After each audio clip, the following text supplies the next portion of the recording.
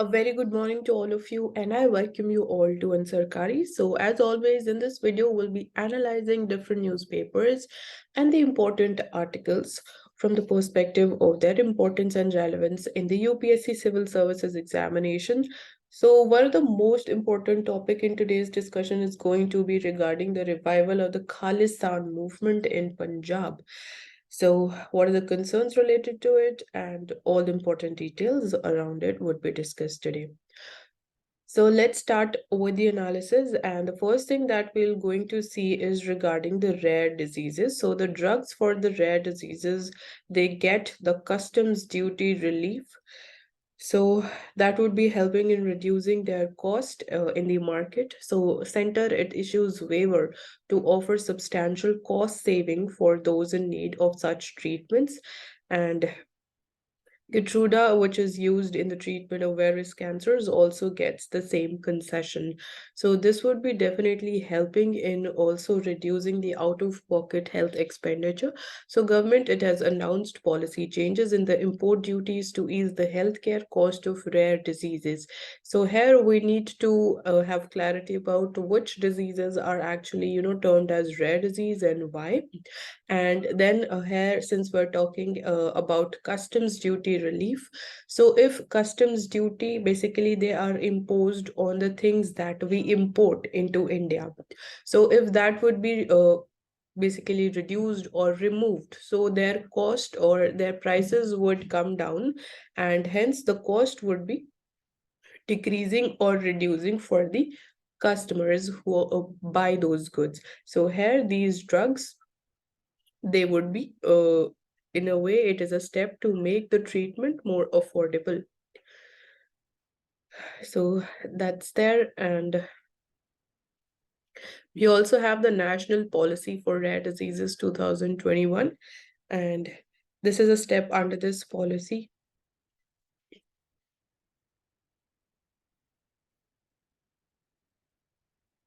So earlier, these drugs and medicines, they generally used to attract the basic customs duty of around 10%.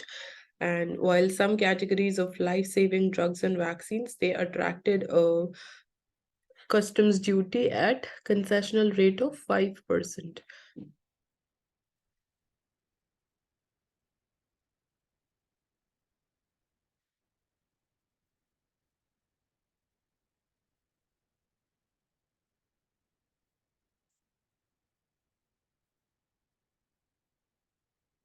So this picture, we see the Tiva tribesmen taking part in a dance to celebrate the Yangli festival at Goba village in Moregaon district of Assam. So here, the name of tribe, that is Tiva tribesmen, they're found in Assam, and the Yangli festival, it belongs to the state of Assam. So that is important. It can come in the form of match the following.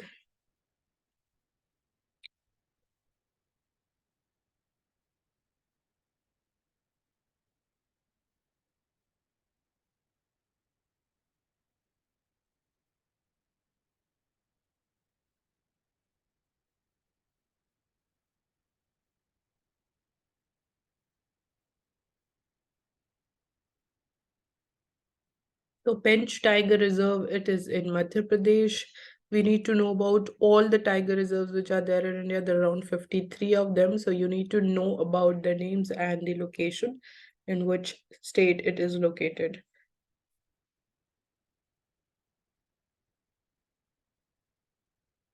Moving forward.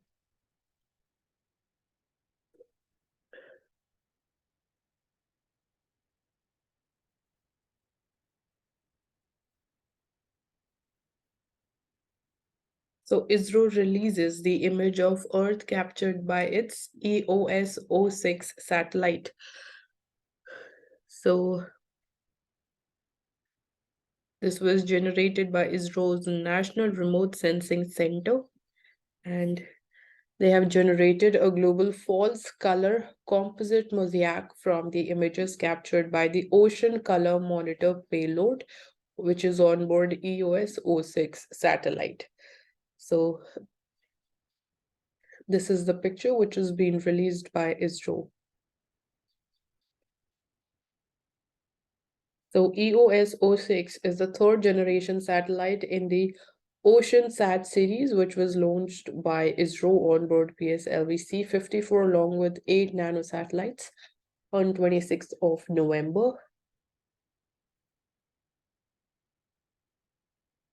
So it is envisaged to observe ocean color data, sea surface temperature, and wind vector data to that can be used in oceanography, climatic, and meteorological applications.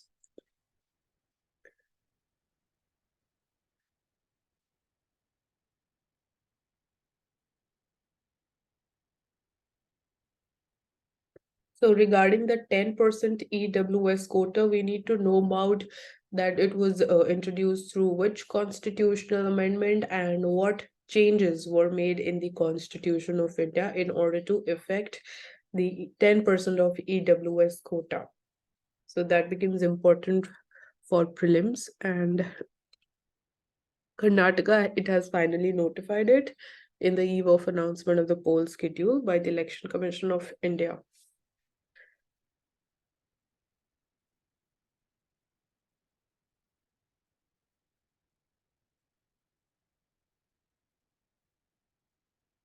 So Nikhat Zareen, we need to know that these personalities are related to which sports. So she's related to boxing, and that's important. So she won a gold medal in the World Boxing Championship, and definitely we're proud of her and the achievement that she has made.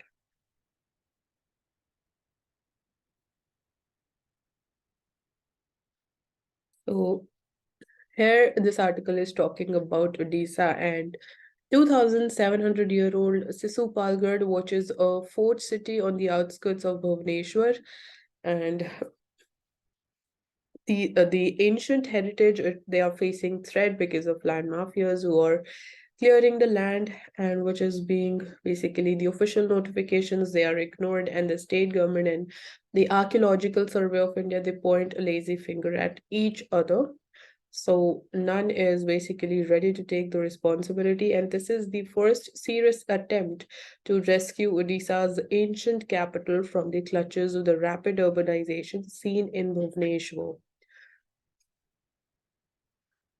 So it dates back to as far as 7th century BC, possibly the capital of a province of the kingdom of Kalinga.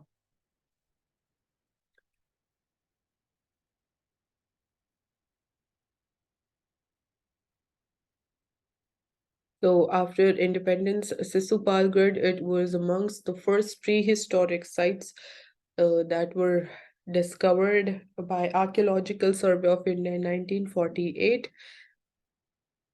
And the excavation was headed by Braj Basi Lal, so who went on to become its Director General also. And Archaeological Survey of India, they have the responsibility of safeguarding such sites. So they provide funds. They had also built a boundary wall around it. So it is their responsibility and duty to safeguard such important sites. So archaeologists over the years, they have tried to decode the history and planning of Sisupalgarh from the contours of excavation and the edicts that have been discovered through the excavation exercises.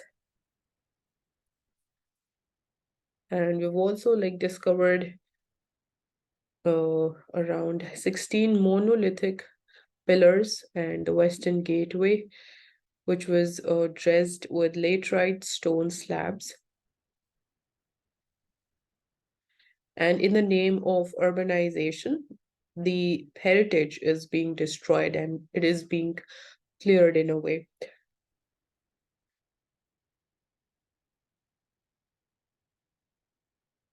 So you can just Google and find out more important information about Sisupalgarh. That would be more than sufficient for us. And coming to the editorial page,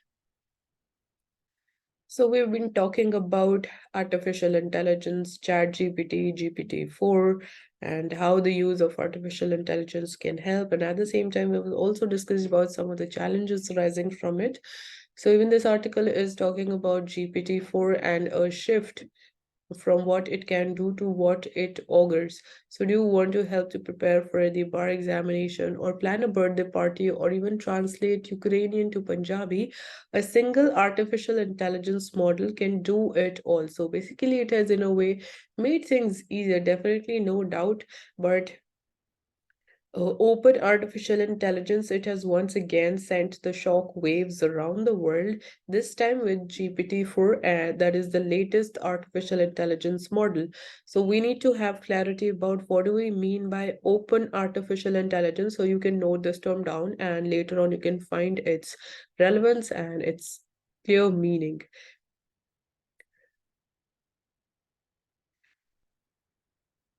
So what it can do is not so important. There are then ethical questions, regulatory questions regarding such technology, regarding artificial intelligence and its use. So definitely it is prone to a lot of flaws that its predecessor also had. So its output may not always be factually correct. So we cannot 100% rely on such technology and the results from it. And this is basically a term that is used for it is hallucination, because factually it might be possible that the data that is generated by it, it might not be 100% correct. So that is in a way hallucination through data. And apart from that, open artificial intelligence has not been a transparent medium about the inner workings of GPT-4. And that is another concern. So while maintaining secrecy for safety, it's definitely sounds plausible reason, but open artificial intelligence is able to subvert the critical scrutiny of its model. So in the name of secrecy, you can't do that. And so the advent of the large language models raises the question about building models that leave out society's concerns.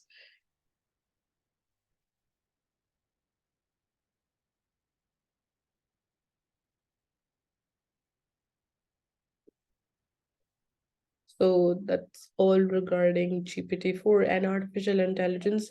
So more broadly, efforts they are underway worldwide to build a model with a trillion degrees of freedom, and these will be truly colossal language models that elicit questions about what they cannot do. But these concerns would be red herrings that distract us from whether we should be building models that simply test the limits of what is possible to the exclusion of society's concerns. So these are some of the developments regarding open artificial intelligence.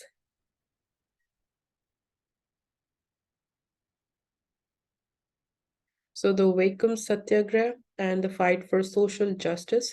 So the word Vaikum, it has many associations in Kerala. So one thing's or the writer Vaikum Muhammad Bashir, the singer Vaikum Vijayalakshmi, and Vaika Thapan, so the deity of the vacuum temple. So these are different relevances when you use the word vacuum in Kerala.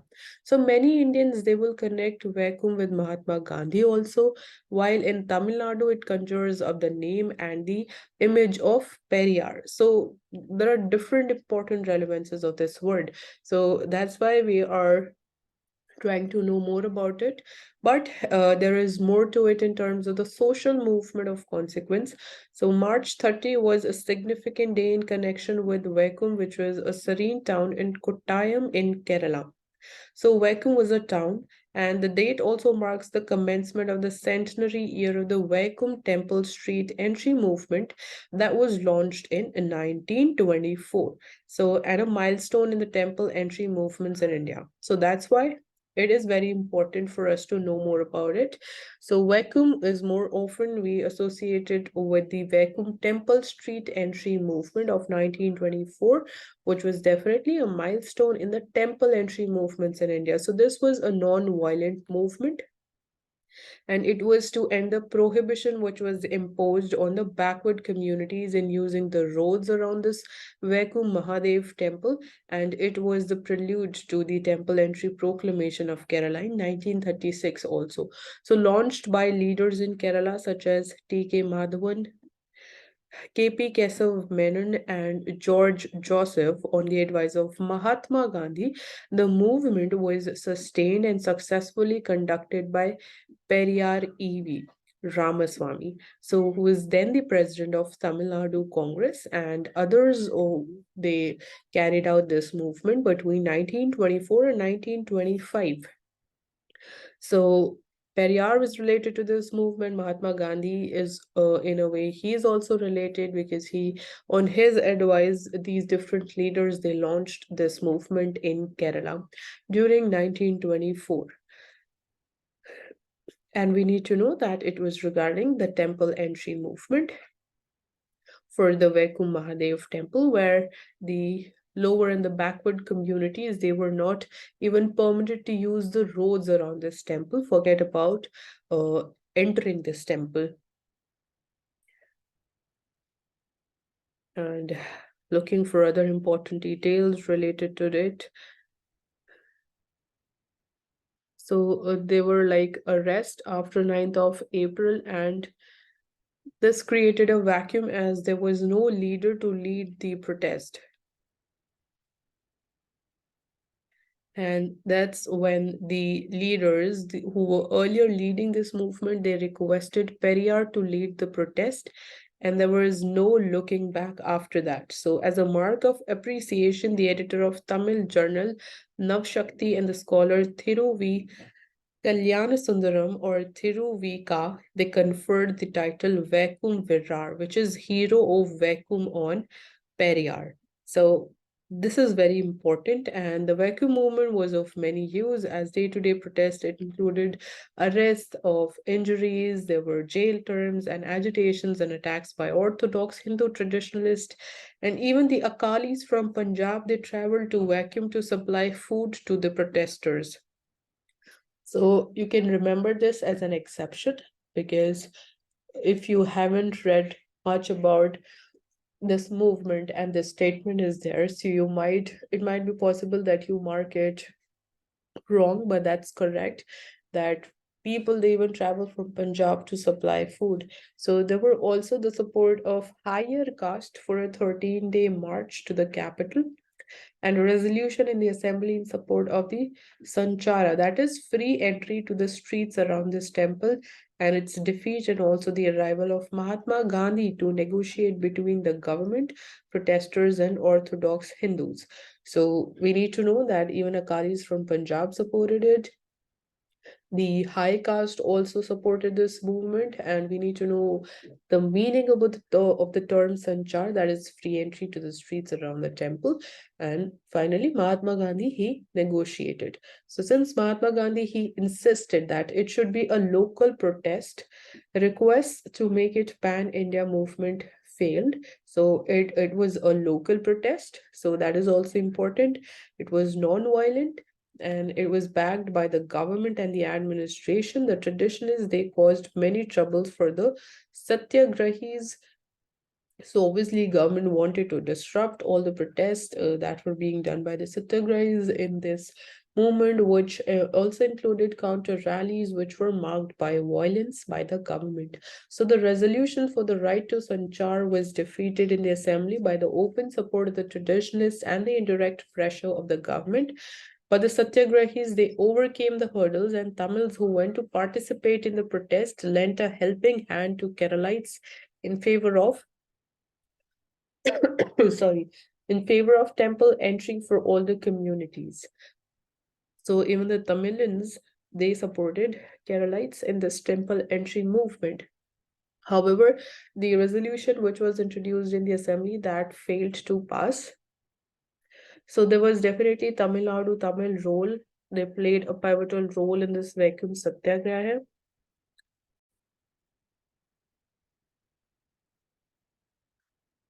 So Periyar and Kovai, they were the firebrand leaders of this movement.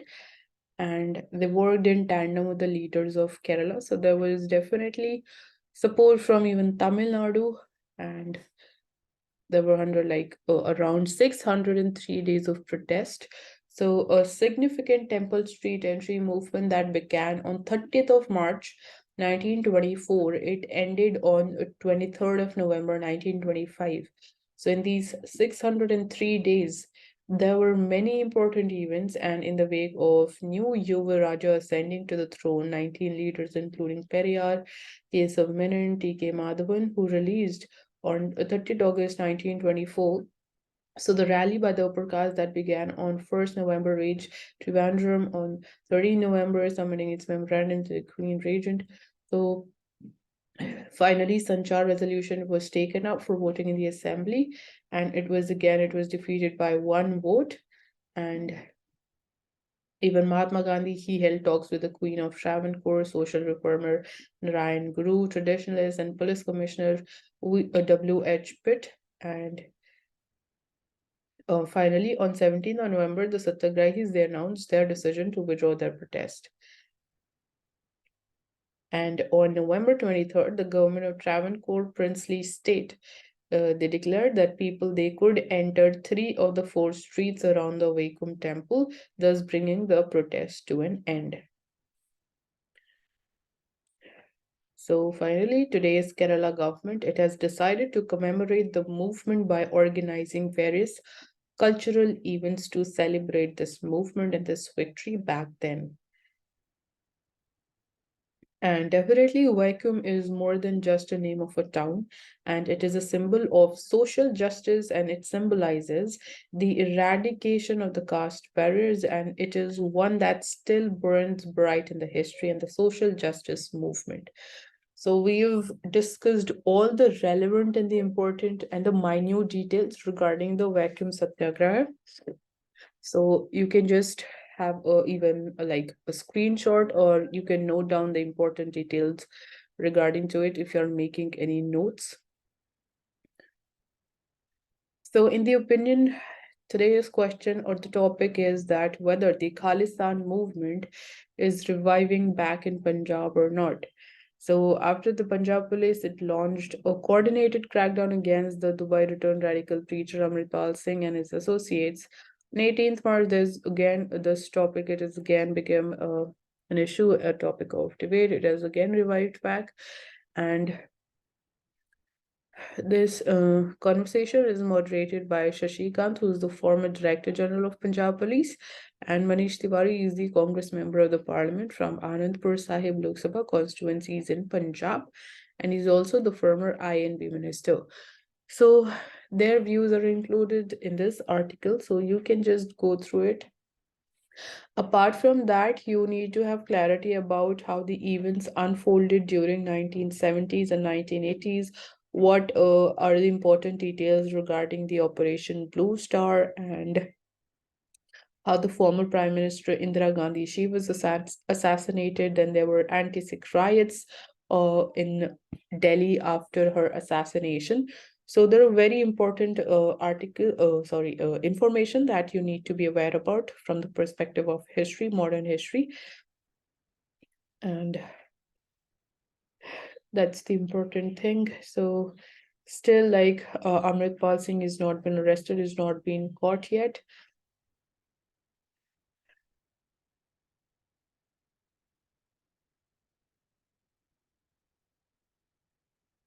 So in this picture, you can see the olive ridley turtles hatchlings. They're making their way into the Bay of Bengal after being released by the Andhra Pradesh Forest Department as a part of the Sea Turtles Community Conservation Project as the RK Beach in Vishakhapatnam. And Vishakhapatnam is also a sporadic nesting zone of the olive ridley turtles. So you can find out about their IUCN status, that is important. And then we also have Bhatakanika National Park in Odisha, and important beaches where we find these turtles in large numbers.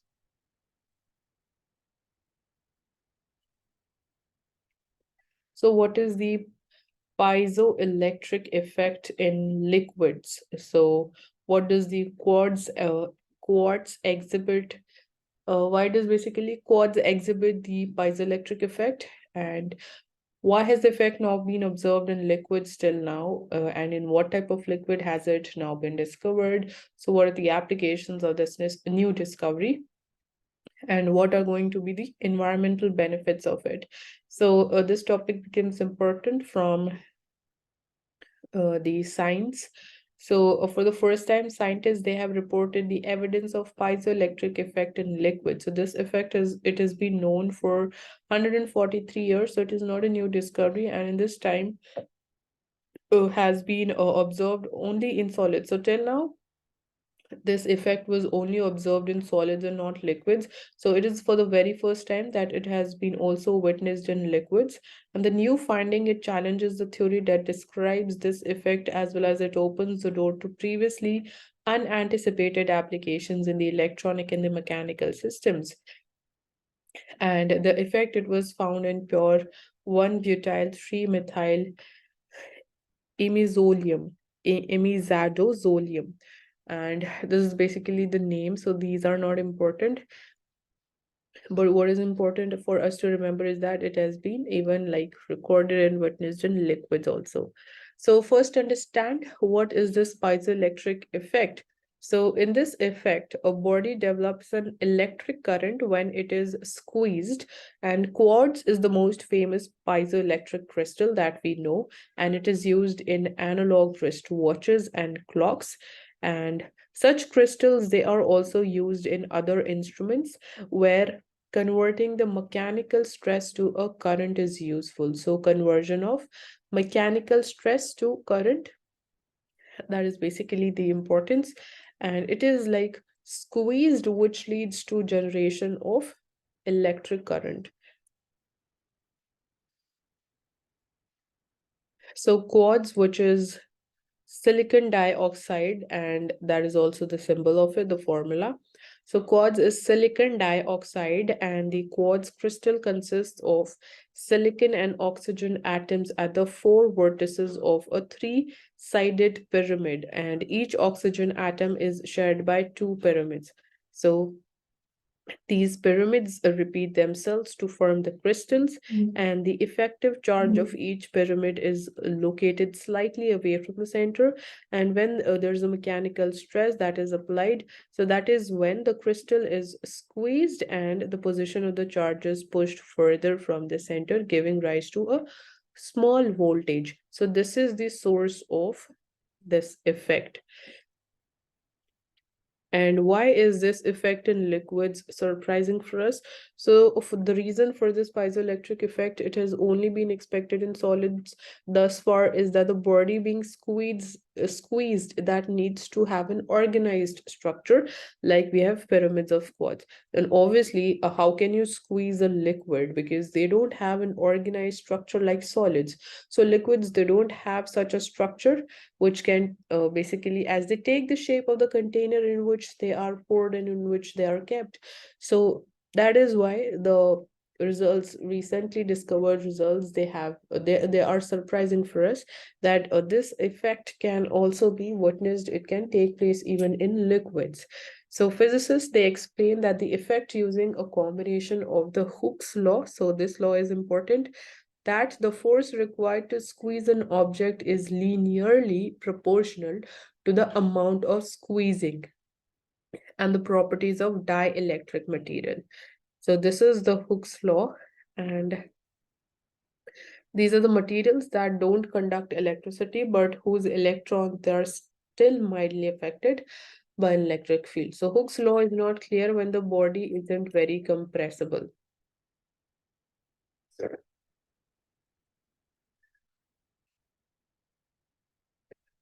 So what new applications are possible after this result is that, according to a paper, the discovery opens the door to applications that have previously not been accessible with solid state materials and room temperature. Ionic liquids are now more readily recyclable, and in many instances, they pose fewer environmental issues than many currently used piezoelectric materials.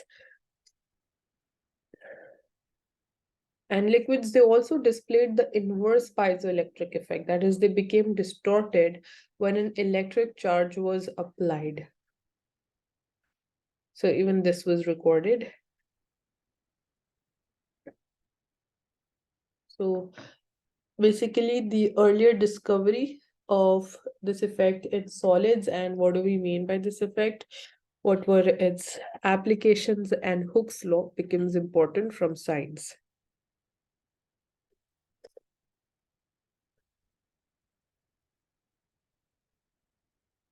So from this article,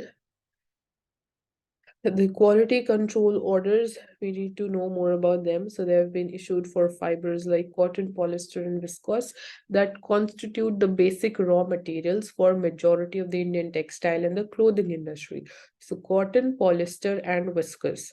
So while the standards, they were available earlier also, but these are now revised and they've been made mandatory for a few and yet to be finalized for others.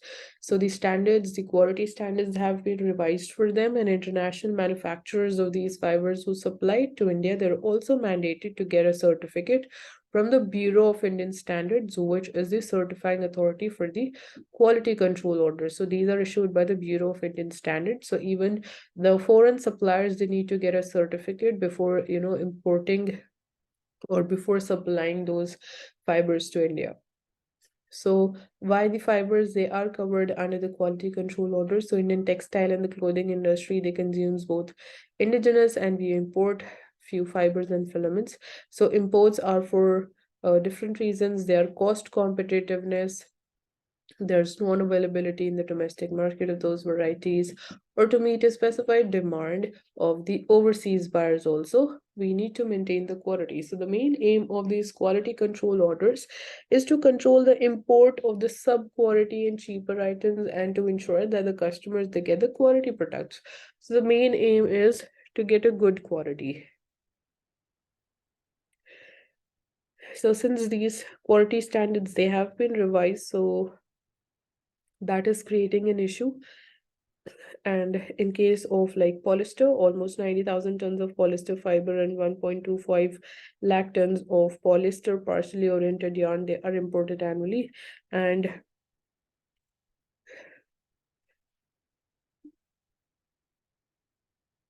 so getting the certificate from the Bureau of Indian Standards, it involves a cost, and hence not all the suppliers are interested in getting that certificate, because few of them supply only a small quantity to India because they're obviously supplying the fibers to other countries. So if the quantity supplied to India is less, so they are not willing to get a certificate because obviously that involves a cost and they are not ready to pay that. So these are some of the issues that are there with the revised standards. So what is the way forward now? So be it viscose or polyester, some varieties of the fiber, they have special functional properties and separate harmonized commodity description and coding system code when they're imported. But these, they are bundled in the quality control orders and thus they have uniform quality standards. But we are importing a small quantity of such types of fibers, and restricting its availability will deny Indian customers of the niche products.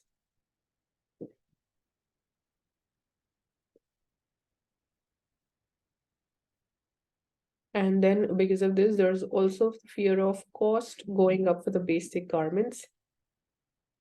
And the BIS standards, they are mandatory for the viscose staple fiber and for the 5 polyester products, including the polyester staple fiber and polyester spun yarn from 3rd of April now.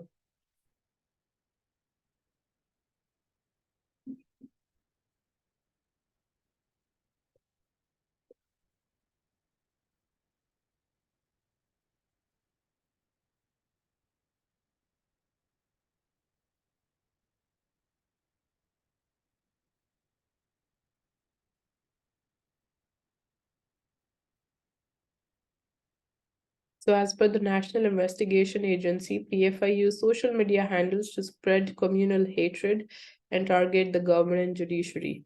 So they have analyzed around 60 Facebook, Twitter, YouTube accounts which are linked to now banned Popular Front of India, through which its functionaries and members, they allegedly spread the communal hatred. So This is a very easy medium to spread communal hatred through social media platforms, and because they can be circulated very easily without any cost.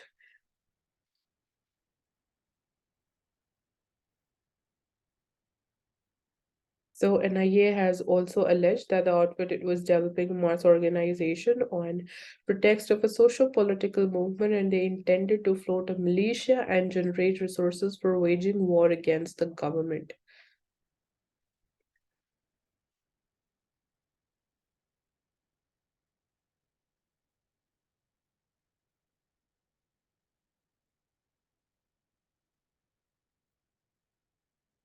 So moving forward,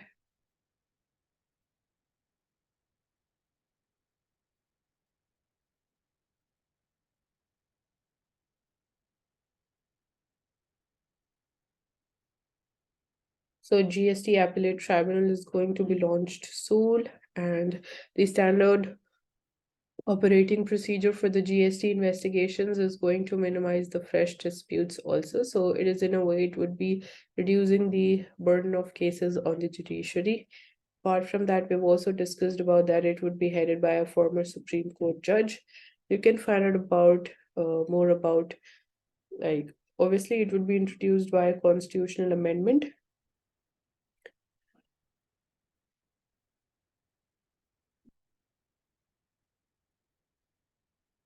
Coming to the vault page,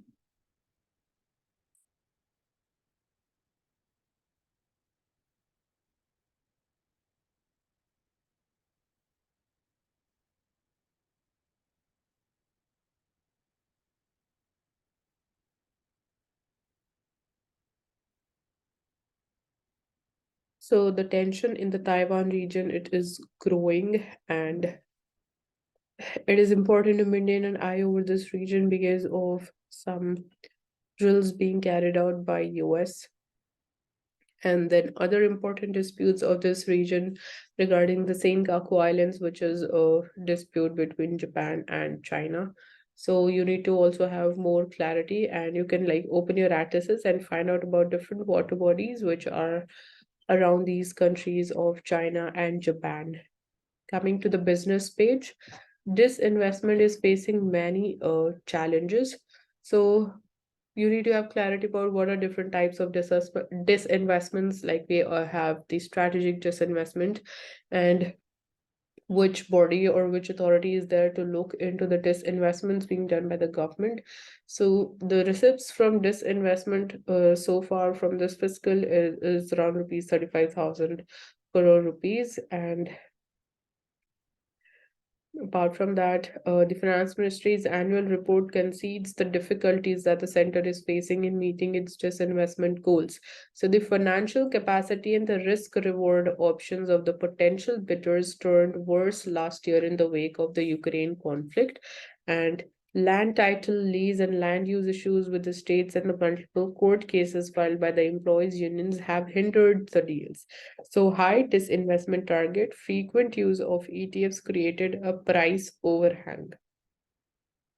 So ETFs is the exchange traded fund, and the few challenges which were mentioned by the government regarding disinvestments.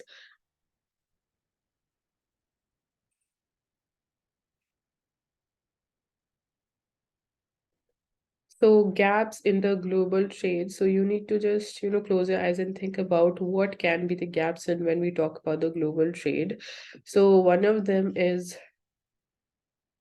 need for making information and finances easily accessible for the MSMEs. Apart from that, when we talk about the trade finance, that is another area of gap. And talking about inclusive growth that drives trade and investment across the global south is another thing.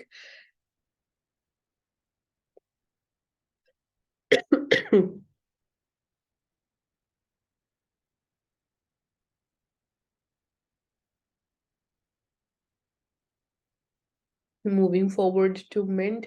So, why the generative artificial intelligence is a divided house now? So it is polarized the artificial intelligence experts, with some calling for a 6 month moratorium on building new systems and others arguing against the idea on the grounds that the benefits of artificial intelligence far outweigh perceived risk. So we'll be looking into what are the merits of it. So why a moratorium is being suggested on the use of generative AI? That the reason is that uh, basically the experts are calling for 6 month moratorium on training systems that are more powerful than GPT-4, arguing that such systems they should be developed only when the world believes that it is able to contain the possible risk from them. And few believe that moratorium would be a terrible idea, and they believe that there are new applications in education, healthcare, food that will help many people, and improving GPT-4 will help. So we need to balance the huge value that artificial intelligence is creating versus the realistic risk. So we need to maintain a balance between these two. So why there's an alarm over the generative artificial intelligence? So different sectors like healthcare, retail, oil, gas, utilities, banking, financial services, insurance, they have smart chatbots now. So it gives us insights from the past and the predictive analytics for the future. And but the exponential growth in the generative AI models that are used to create new content that appears to have alarmed many ever since the launch of the open artificial intelligence chat GPT in December 2022. So they think that these models they will think and act like humans, plagiarize the work of artists and take routine jobs. So these are some of the challenges when we talk about open AI. So what kind of jobs are more at risk because of open AI? So it could like impact at least 10% of the work of 80% of the US workforce as per a study. And then programming and writing jobs, they are also more susceptible than the jobs which need scientific and critical thinking.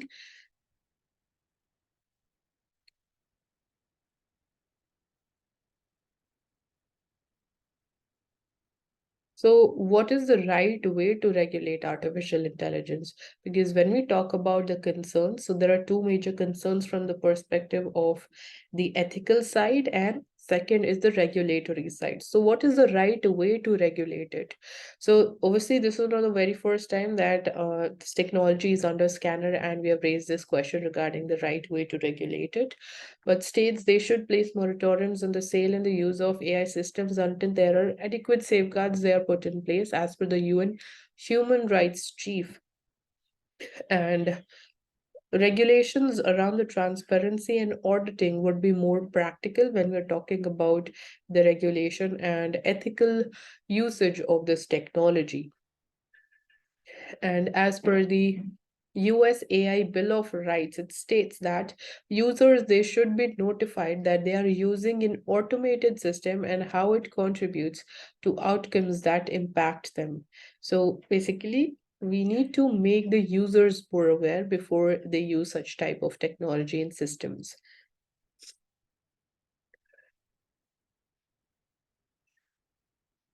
So Janet Yellen, who is the US Treasury Secretary, she says that anytime a bank fails, it is cause for serious concern, no doubt, because it has then global repercussions, and that we clearly saw during this time failure of SVB Bank and Credit Suisse. So regulatory requirements they have been loosened in recent years, and she believes that it is appropriate to assess the impact of these deregulatory decisions and take any necessary action in response. So she says that the regulatory environment that has been in a way loosened, because of which it might be possible that we saw bank failure in US, and we need to like right now also need to properly assess the situation and then take appropriate regulatory steps so that such instances and episodes they're not repeated in future.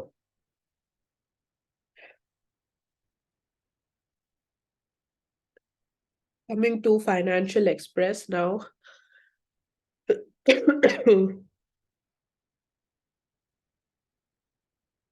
So here talking about deals.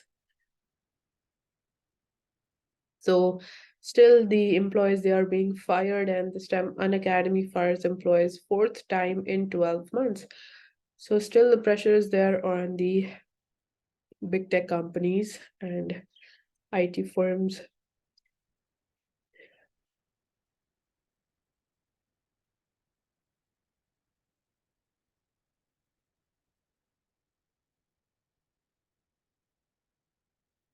So services and goods exports target to be set at $2 trillion by 2030.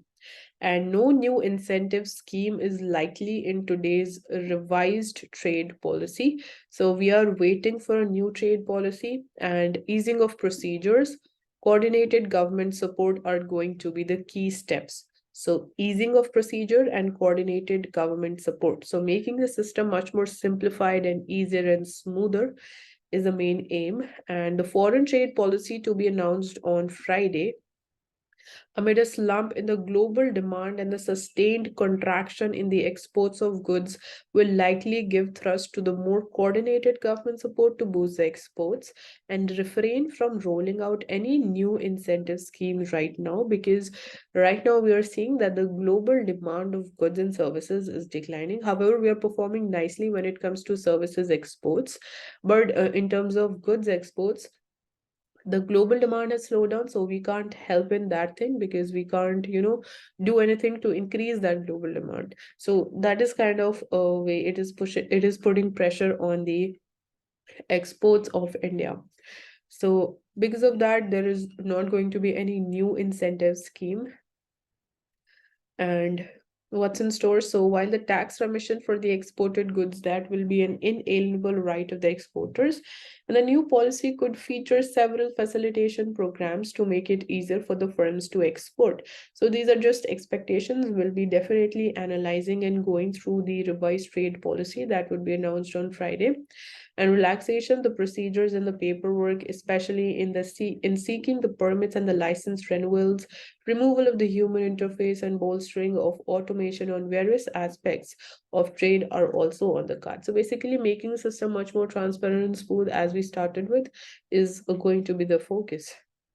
And we have talked about that what is going to be the target for 2030.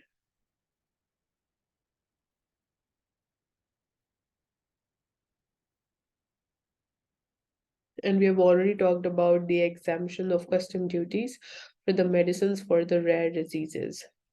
And there is a national policy for rare diseases 2021, which is going to be effective from 1st April 2023.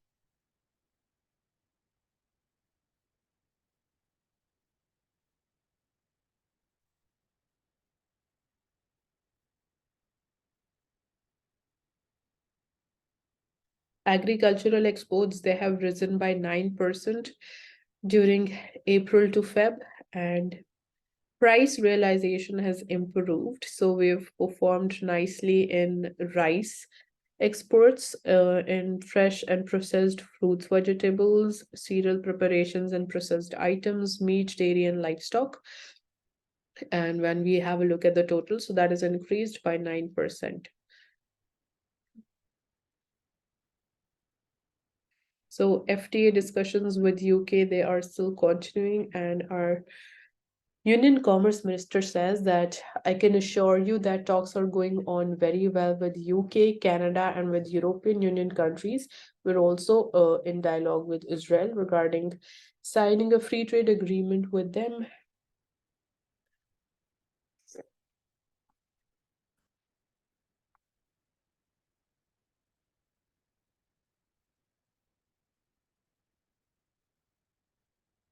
So Indra Nooyi, who is the former chairman and CEO of PepsiCo, she says that let us not create a society where we push out some of the best talent artificially. So when women go for funding, men do not take them seriously. And very often they are asked who the men are in her team. And the mindset must change. So they should evaluate the idea and not the gender behind that idea. So obviously, she is talking about promoting more women participation and more women employees in the private sector. Definitely, right now, the representation, the share of women is very less.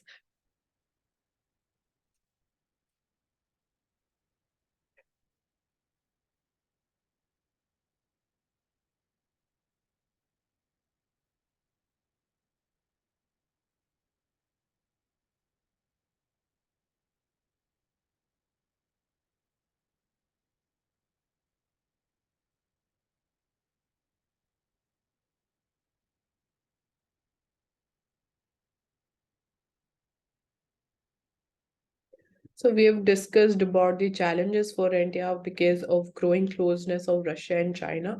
So China's dominant position in its partnership with Russia has implications for India's security and the critical technology choices because we are also having strong ties with Russia in this sector. So China could impact India and Russia's ties, and stronger technology ties with a China dependent Russia could have awkward consequences for India's security relationships with its Quad partners because India is a member of Quad, and obviously China does not want it to function, or it sees that it is aimed against China. So that could, in a way, hamper India's interest.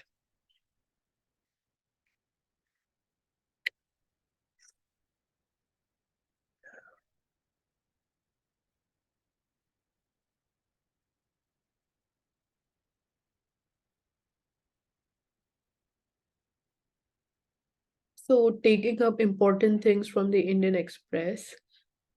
In this picture, you can see the new parliamentary building, and Prime Minister is visiting the building to have a look at the updates, and that is the picture from there.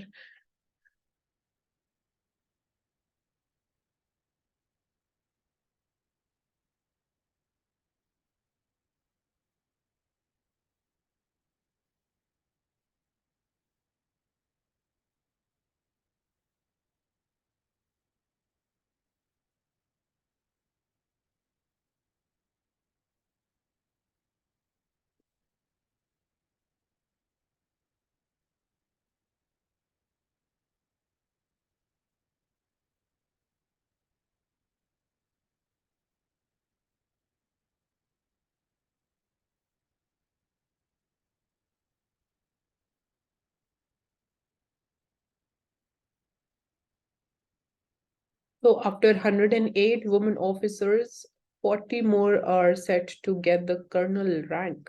So ready for the command role. So the Supreme Court ordered to grant the permanent commission to women army officers in Feb 2020 to open the doors for their promotion across all streams of army except pure combat arms. Then subsequently, several women officers they are undergoing special training courses and military assignments, which will empower them for higher leadership roles further. So this is one area, women empowerment and growing women leadership. So the future will be green or not at all. So it is black and white. Either it will be green or it won't be green.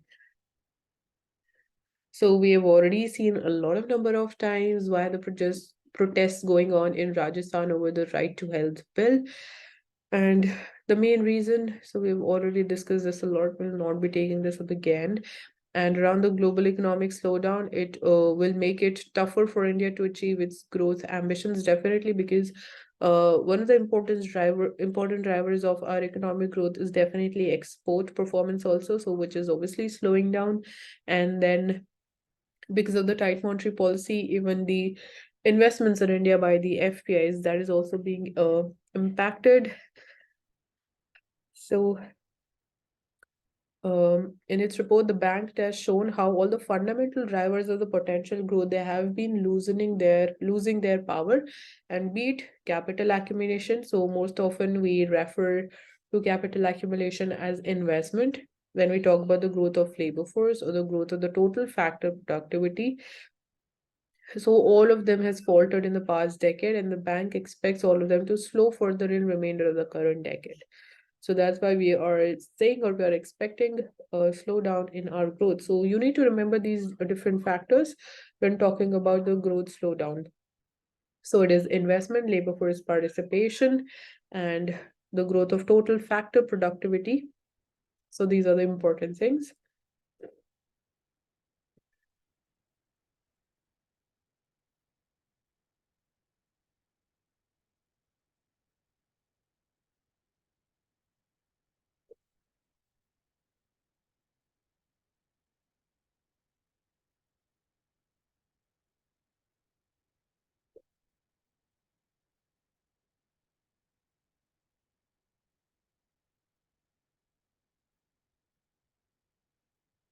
Coming to the explained section, so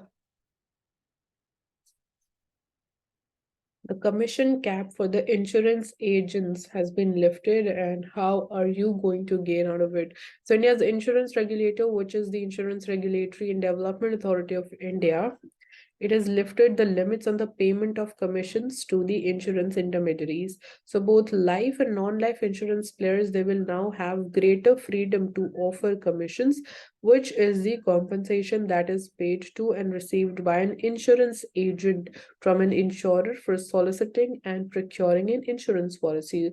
So in a way, they are being basically promoted to sell more insurance policies, and that's how they would be like gaining more commission. So that would also help in boosting the insurance penetration level in India. So the new rule under the RIDI Payment of Commission Regulations 2023, which was notified on 26th of March, the regulator has asked all the insurance companies to fix an overall cap on the commission, which is paid to the agents, brokers, and other intermediaries, giving insurers more flexibility in managing their expenses. So the rationale behind it is to enable and provide flexibility to life and general insurers to manage their expenses within the overall limits based on their gross written premium in order to optimally utilize their resources for enhancing benefits to policyholders.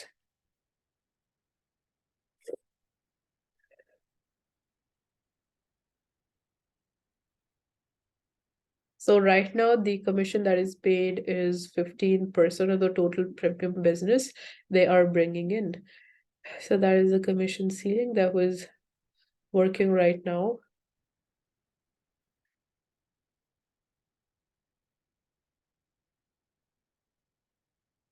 So this would obviously make the insurance agents more interested in selling the insurance products and explain the details of the policy to the consumers. So as I just said you that this would be helping in boosting the insurance penetration level in the country.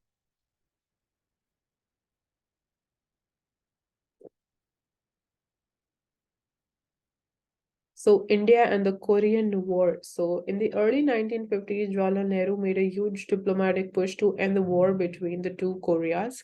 And India's efforts then met with limited success. And in its G20 year, any role that Delhi might want to play in Russia-Ukraine war is likely to be informed by its experience from 70 years ago. So, as the 1950 Korean War pitted Cold War opponents against each other, Prime Minister Jawaharlal Nehru made a huge diplomatic push to prevent an escalation into another world war and for the parties to arrive at a quick ceasefire. But the efforts back then, they were only partially successful, and even so, India, it is counted among the countries that contributed to bringing the war to a close. So that's there, and it's like we made an effort to ensure that that war gets end or the situation is not escalated further. So at UN, three resolutions on the war came up in quick succession at UN. And the USSR, it was boycotting due to the UN's refusal to replace Taiwan with the People's Republic of China in the Security Council. And with no threat of the Soviet veto, the US moved the first resolution on the same day as the invasion, calling for a withdrawal of North troops from South South Territory. So New Delhi, we voted in favor, pleasantly surprising the US, and that was one thing. And the second US sponsored resolution asked the UN members to offer such assistance as may be necessary to South Korea to repel the invasion. And India abstained on the third resolution, which gave US forces command over combined international forces under the UN auspices. So we did not vote on the third resolution.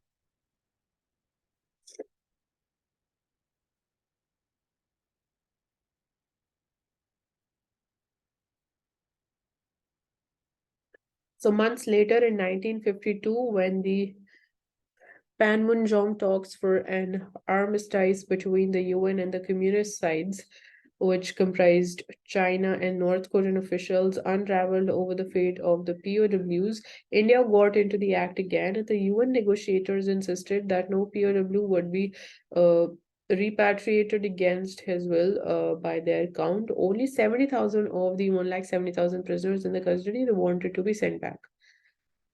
But the communists, they wanted a full exchange.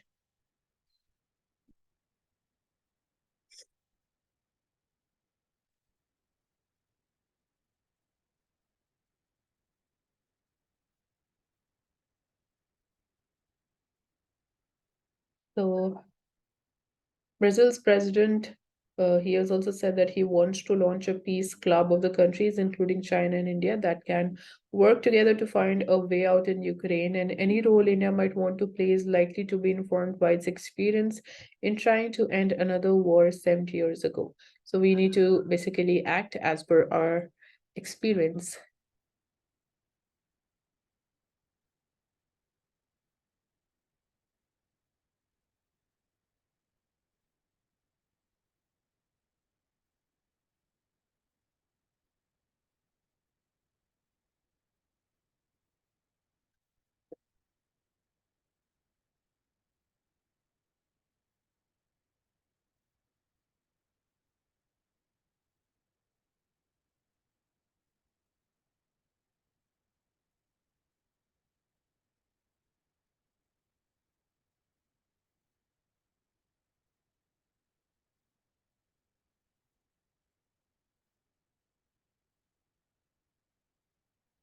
So we've already discussed all the important things on the business page. So nothing is new here.